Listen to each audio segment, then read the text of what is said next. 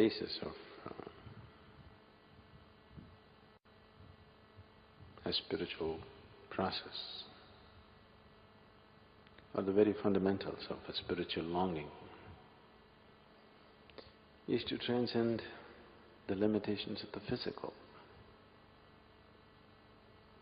The most intimate part of physical creation for an individual being is his own body.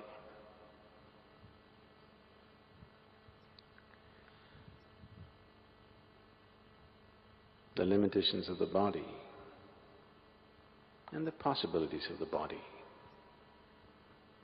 to explore the possibilities and to go beyond its limitations.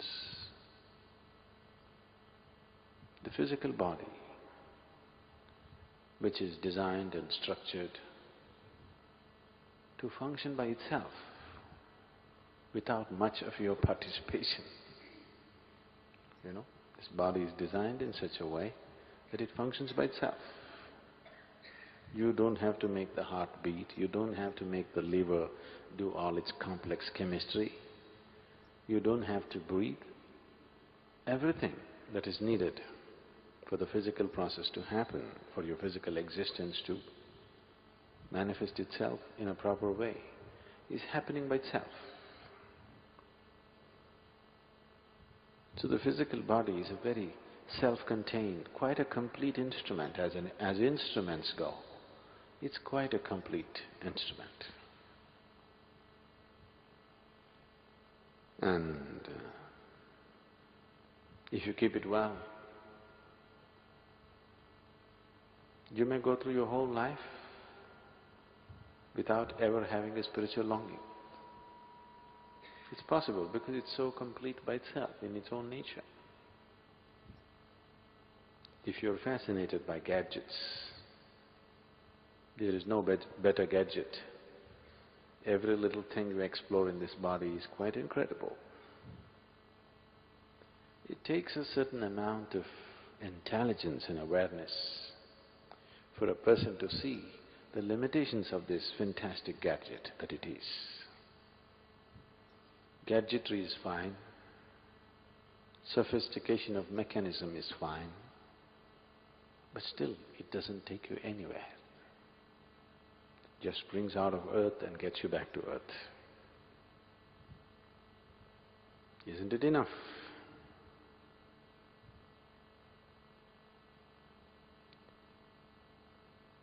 If you look at it from the perspective of the body, it's quite enough.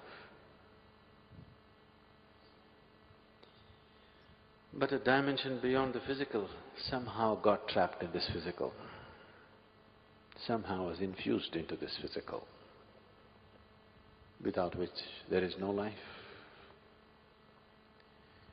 Life is one thing, but the source of life is another thing.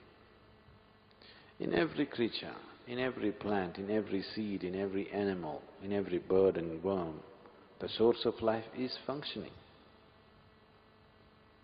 It is just that in a human being, it is functioning with little more presence. A dog also has the same source of life within him, a worm also has the same source of life within him, but it's not so manifest in them, it doesn't have a strong presence there. Here, it has a stronger presence. Because of that, all the trouble started. Because of that, we had to devise this impossible yogas,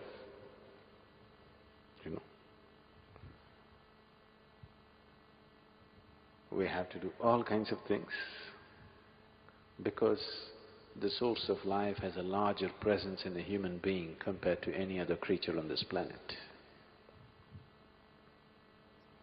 If it had a low profile, the source of life or the creator or the divine, if it had a low profile presence in you as it is in other creatures, you wouldn't be in this ashram today. Yes. Because he's taken on a little high profile presence. Because of that, suddenly all the simple things or even wonderful things that the physical offers somehow becomes irrelevant. Because the fragrance of that which is the source of creation is such, once you get a whiff of that, the fragrance of the physical doesn't appeal. So, because of this one aspect, a human being is a constant turmoil. A human being is a constant struggle between the physical and that which is beyond the physical. This is the only thing which is setting him apart. This is the only thing which is making him, though he is also physical, in contradiction with the physical, though he also has the compulsiveness of the physical, he has the consciousness of not being physical.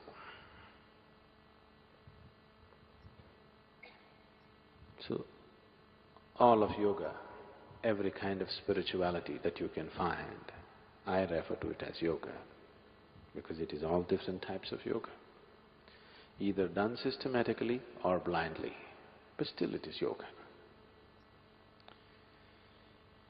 Any method that you employ to enhance the presence of the non-physical within you, any method you employ to heighten the presence of that which is the source of creation within you is yoga. How you do it, either by using the body or your intelligence or your emotion or using the fundamental life energy, it doesn't matter how you do it. Whatever you do, you only do with these four wings of who you are, or these four dimensions of who you are. So everything that you do to enhance the dimensions beyond the physical is referred to as yoga. So all these yogas became necessary because of this fundamental conflict, or a seeming conflict. I wouldn't really call it a conflict. It seems like a conflict between the instinct of self-preservation and the longing to become boundless. These two forces are not against each other, but when you look at it from a physical perspective, when your whole perception is limited to the physical, they seem to be in conflict, but they are not really in conflict. One belongs to the physical, another belongs to a dimension beyond the physical. If one has the necessary awareness to separate the two, then there is no conflict. But if one does not have this awareness, if he is identified with the physical, then there seems to be a conflict between these two fundamental forces which make a human being what he is right now.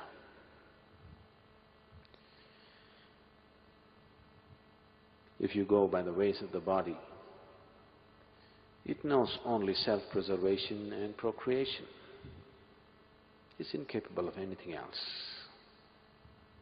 These two are the only two aspects of the body. If you go by the dimension beyond that, the longing to become boundless, unfortunately most of the time trying to find physical expression to this longing to become boundless, leads a man into all kinds of activity, insatiable activity. Even if somebody's body is aching, you can't make them sit. Do you see? You went to Himalayas? Your body is aching enough, it says. But no, you must go to the top of the mountain and come, because you want to be little more than who you are all the time. You always want to be little more than who you are. This longing is a never-ending longing. This longing is not seeking for little more. It is seeking for an ultimate expansion. So these two aspects become a conflict because of a strong identification with the physical. Once you get deeply identified with the physical, then these two fundamental forces, one which helps you to root yourself well on this planet, another which is supposed to take you beyond. Unfortunately, instead of working in collaboration, they become a conflict. All the struggles of humanity in terms of should I be spiritual or materialistic is just coming from this ignorance. Sadhguru, how come like a boy who's 6 years old, he can remember his last life, he can tell who he is, who's his parent, and sometimes he can tell who killed him, where and how. And after a time, he can forget everything. Yes, how come he can remember? He should not remember. Nature has given you this cocoon of life so that you do not remember. It has given you a protective wall so that you do not remember. Because if you remember, you will become a far bigger mess than you are right now.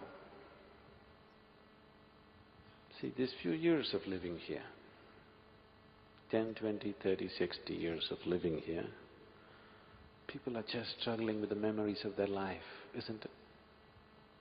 Yes? People have great struggles with these few years of memories. Suppose a few lifetimes of memory opened up. You know what a turmoil and struggle it would cause within you? Just being here, you're still struggling with relationships. You're still not able to forget what happened yesterday, what may happen tomorrow. All these struggles are going on. Suppose you realized, let's say you remembered your past lives and you realized that your dear son happens to be your neighbor's pet dog. Suppose, I'm just saying. Because these days dogs are having a better life than us. Yes? You know what a havoc it would cause in your life and in your neighbor's life and in the dog's life. It wouldn't be good for anybody, isn't it? Unless you're in such a state of understanding and dispassion that even if you come to know this was your wife or your mother or your father or your dearest friend, you can still continue without even looking at them, then it's okay to know. But if you're somebody who has emotions for everything that you think that belongs to you, see, this is the problem. People's emotions are coming only towards those things which they call as theirs. Suppose, let's say, you have never met your father, or you have not seen your mother since you were born, or you had not seen your twin brother or a sister in your whole life. Today, I showed you, see, this is your mother. You have never seen her, you have nothing to do with her. But now, because somebody told you, this is your mother, the moment you say, oh, she's my mother, suddenly emotions burst out. From where? You have not built a relationship with this person, you have nothing to do with this person, just because somebody says, this is yours. When somebody says, this is your mother, somebody is saying, this person belongs to you, isn't it? So your emotions flare up only to those things which you consider as mine. So, if you have this problem, that everything has to be yours, only then it'll happen, then I would say, get little more greedy, make everything yours. Why be stingy on your greediness? Take it all the way. You, oh my children, I have tremendous feeling. Make everybody yours. What's the problem? Somebody there to stop you? Is somebody there to stop you? If that's your way, take it all the way. Or nobody is yours. That is also fine. It's a harder way, but that is also fine. Nobody is mine is fine. Everybody is mine is fine. This is mine, that is not mine, this is a problem. So, if you remember past lives and you are in this state that this is mine and this is not mine, then you're going to get into lots of trouble, too much trouble, more than you can handle. If you have reached a point, everything is yours or nothing is yours, then it's okay to remember. Then it would be useful to remember. So a 6-year-old boy, just by chance, remembered something. It's just sometimes the systems in the nature fail, Some data input mistake. It happens. Such a complex structure, sometimes, it happens. Little bit of mistake, the necessary protection was not created in a particular child. Even if they do, usually, before they grow up, they tend to forget. Lot of children below 4 years of age clearly remember their past, but by the time they become 4 years of age, it all dies out. After 4 years of age, they get involved in this life, whatever is around them. Till they're 4 years of age, it is possible in their minds the past could be just going on. I don't know if you're aware of this in India. For a variety of reasons they said this. They say, till the child is 4 years of age, he belongs to God. Only after that he belongs to you. Because they're saying, because he's running with so many memories, he doesn't belong to anybody at that time. After that, once his memory goes off, he starts relating to everything around him in a deeper way. That's when he begins to belong to you. At least he gives you an illusion that he belongs to you. Yes, they'll break it after some time. They do, isn't it? One way or the other they do.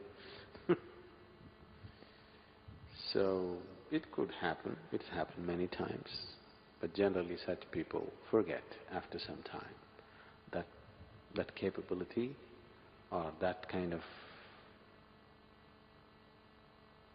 aberration, I would say, happens only at a certain phase of childhood. After that it dies by itself. Sadhguru, at the beginning today you said that the human is one where the source of creation has a greater presence. Now why does it have to be so? Is it just nature's ploy, existence ploy, a play where we are all just some kind of software programs designed for self-annihilation with some support systems? Why some people have the longing, some people don't? And why some people with longing find the right place or the right avenues to get their longings fulfilled? What is the secret behind all this?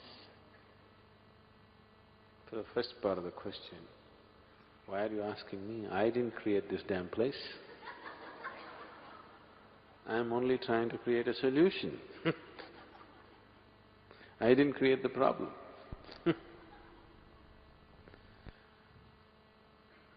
So, is this all apply for people, the spiritual people, to run their business?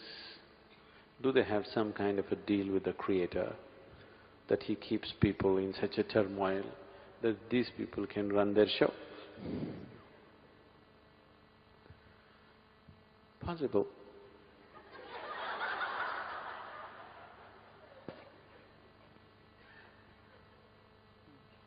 Guru, that is not the question,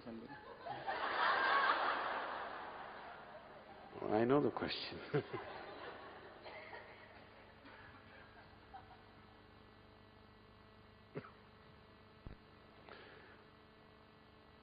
It's just that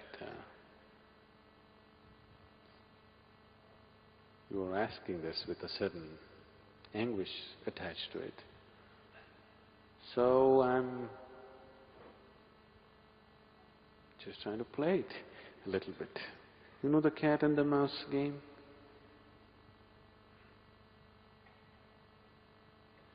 They say, Iliga prana sangata bekkku chellata. What it means is, for the rat, it's a life and death question. For the cat, it's a game.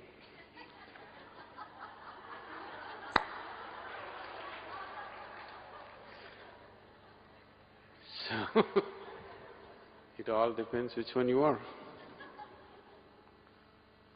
So, why this whole thing is made like this? Is it some kind of a conspiracy between the spiritual gurus and the Creator? No. It's all conspiracy from the other side. We are trying to beat the conspiracy. We don't deal with the conspirator. But we have made friends with him. Now that we have made friends with him, we can get him to open the door. Or we have found the keys ourselves. Even without his permission, we started opening the door these days. Now why in one person there is a longing, in another there isn't? There is no such thing. In everybody there is a longing. In everybody there is a longing to be little more than what he is right now, isn't it? In everybody there is such a longing. That is a spiritual longing. It's just that most people do not recognize it as such till a certain amount of pain or suffering or old age or the constant threat of death enters their life. Till then, they will not recognize that longing for what it is. They will go on painting all kinds of pictures.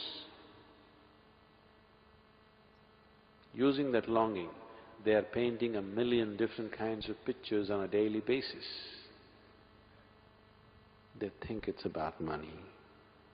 They want to fool themselves that it's thinking that it's about a man or a woman. They know very well it's not so. But they like to keep the game going and keep the game going and keep the game going forever. They think it's all about a new house.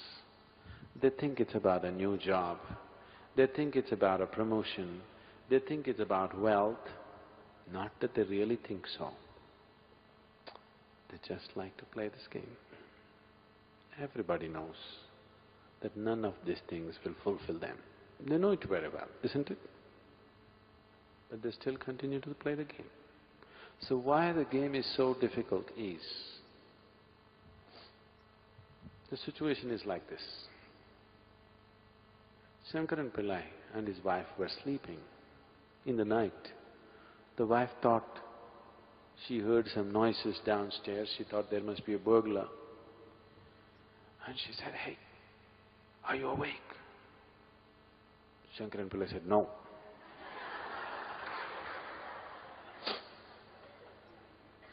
That's why you can't wake them up. You understand? They're really asleep. It's very easy to wake them.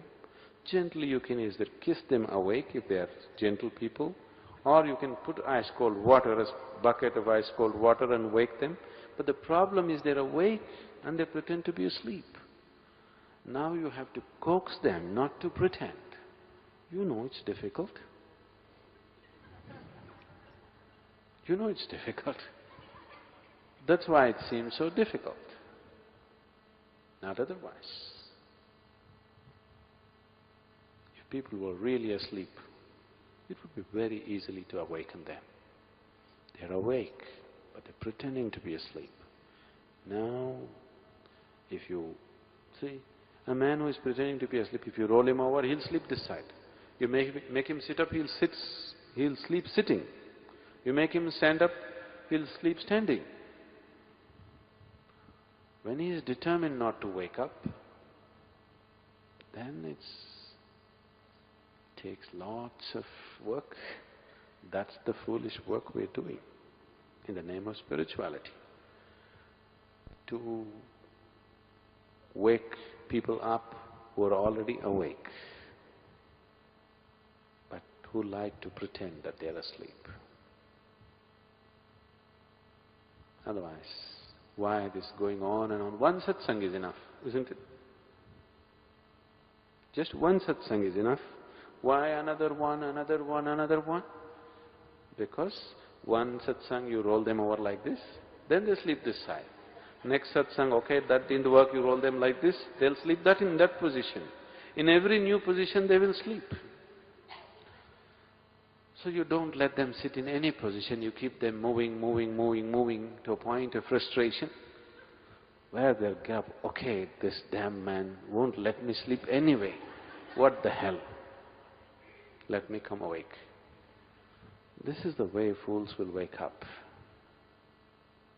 But the intelligent should wake up the moment they know they're awake, they must open their eyes and see. Those who are eager for life, those who are looking forward to the day, the moment they're awake, they will get up and come out. Those who are not looking forward to the day. If sun comes up, they want to deny it by the blanket, isn't it? So that's why the spiritual processes are designed like this. You like it or you don't like it, 5 o'clock in the morning, get up, cold water and sit down and do everything that you have to do.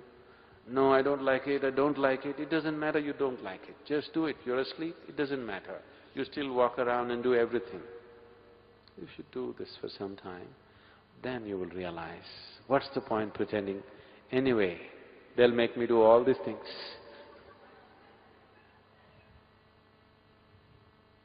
Then it will not be worth pretending. You're creating a whole range of illusions for yourself. Life should disillusion you somewhere, it will. The sooner it does, it's good. When life doesn't, a guru tries to hasten the process of disillusioning you. Do not understand disillusion as a negative process. Disillusioning means destroying your illusions, isn't it? If you get disillusioned, is it a positive thing or a negative thing?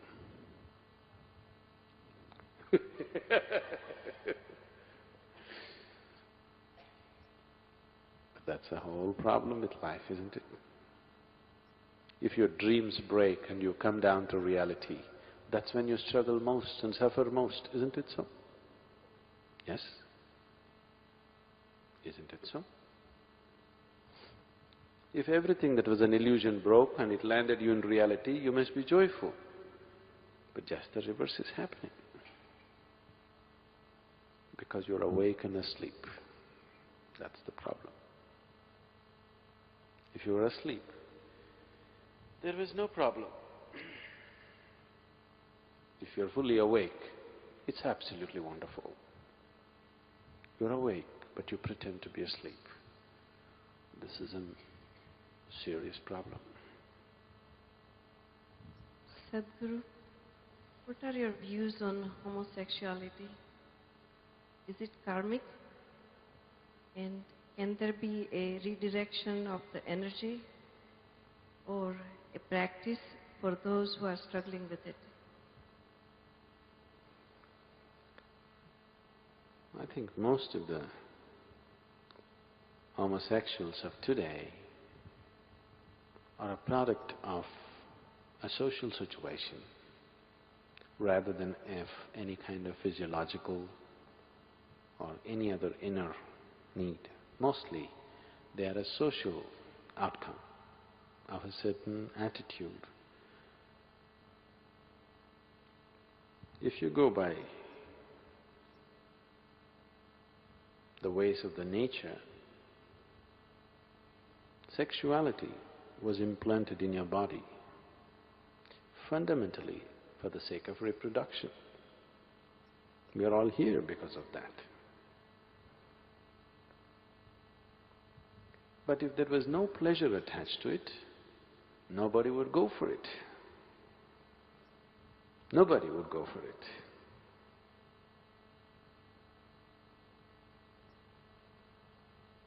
It is a painful thing to deliver a child. So, nature decided to attach pleasure to it, because without pleasure nobody would go for it. In spite of a little bit of pleasure attached to it, so many people are deciding not to go for it. They become smart. At a very young age, a lot of people are becoming very smart these days. They're able to see through the limitations of it and say, this is not for us. That's very smart actually, because they're able to think beyond their hormones. Hormone is a chemical process. It takes charge of you from inside, not from an outside. It's not an outside invasion, it's an inside invasion. Till you were 12, 13 years of age, everything was just fine with you. Suddenly, little bit of chemistry, and then you don't know what the hell is happening with you. Suddenly the whole head has become wonky. You can't think beyond it. It's happened, isn't it? So the moment hormones hijack your intelligence, then you start acting funny. And you act the whole world is revolving around your sexuality. There's nothing else to the world except sexuality. See, almost 90% of the artwork, literature, or any damn thing that's written or painted or sculpted is about sex, isn't it? Isn't it so? I don't know, I may not be right on the percentage. I think it's about 90%. Even if it's 75, I think it's a very distorted vision of life, isn't it? Yes?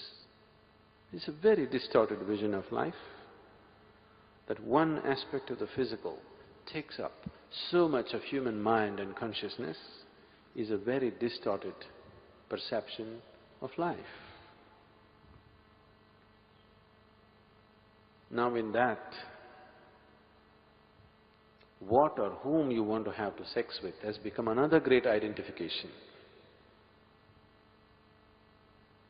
So when you talk about heterosexuality or homosexuality, you're just asking me with whom or what I should do. This thing that you call as sex. I don't care. All I know is, if your body and your consciousness and your mind is ruled by the simple hormonal changes that happen within you, you have a completely distorted perception of life.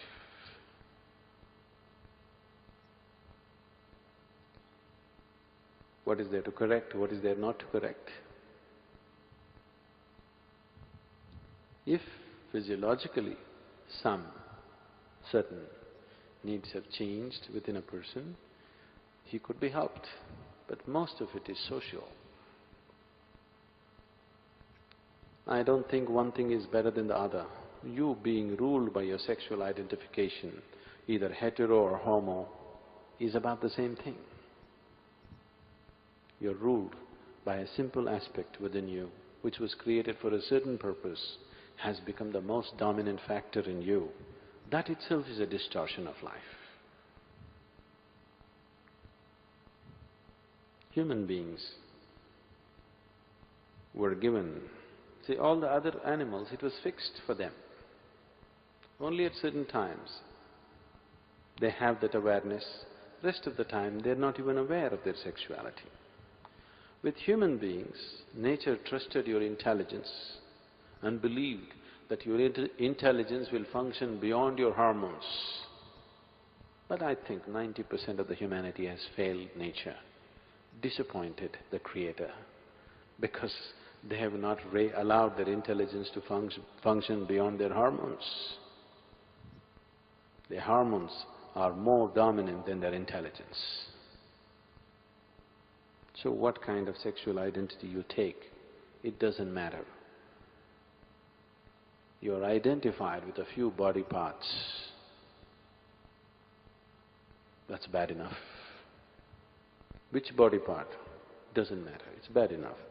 If you must identify with body parts, I would say the best body part to be identified with would be brains.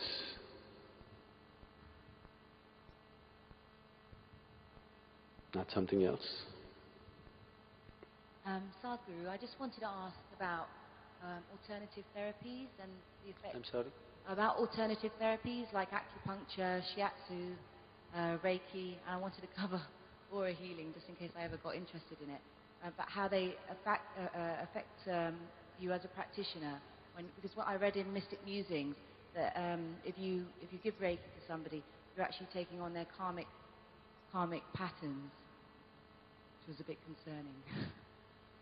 Why is it such a concern? I think I've got enough karma of my own. I don't really need anyone You don't want to else's. take any of their stuff? Not particularly, no. Oh. It's about handling my own stuff.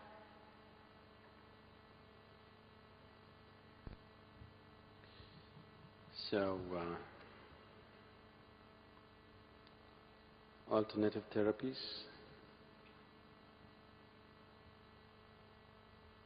I think we did not really talk about therapies like acupuncture or pressure or any of those things. We were talking about healing systems, energy healers. It's only in that context we said this, not in terms of acupressure or acupuncture or massage or anything of this. People who are trying to meddle with the energy, because you do not know all the nuts and bolts of how this system is made. Just meddling with one thing without knowing the other can cause various consequences. Not just about taking on karma, it can cause various consequences which are not necessary, which is very immature to do. But alternative systems of treatment, either in the form of Ayurveda or homeopathy or acupressure or whatever, they are alternative methods of treatment. They are different. Healing systems are different. We were saying that only with reference to healing systems, not of alternative systems of treatment. Sorry, can I just ask then, in terms of Reiki, which is about working with people's energy, if you are a Reiki practitioner, how do you protect yourself then from taking on karmic? By not doing it.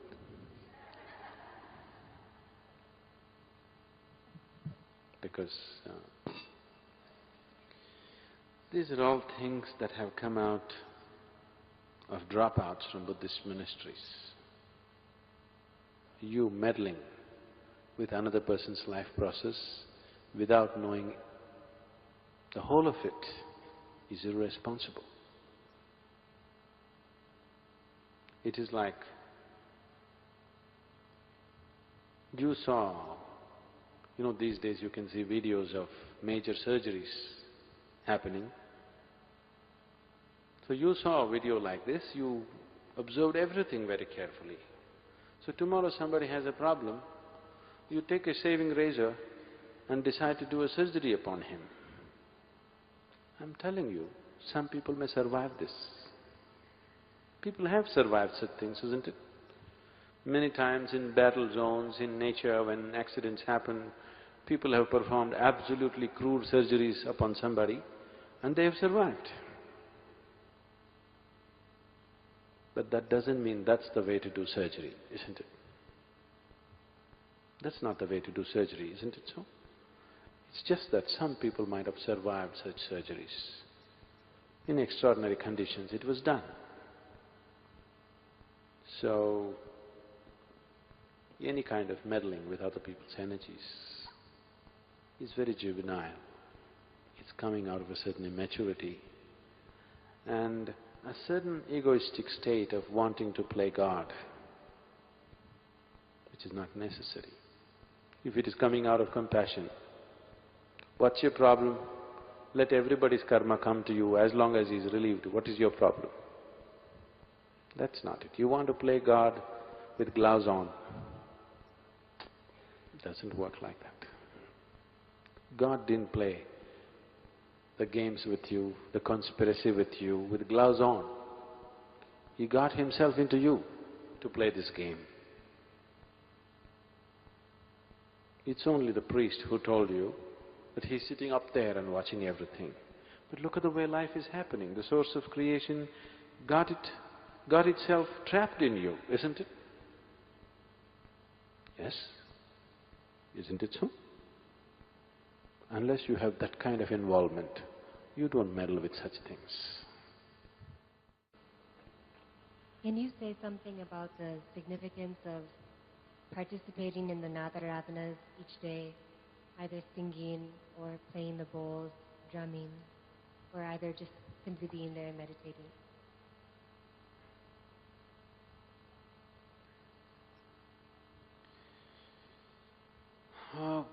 One important reason why we started this process, which we call as Nadaradana, is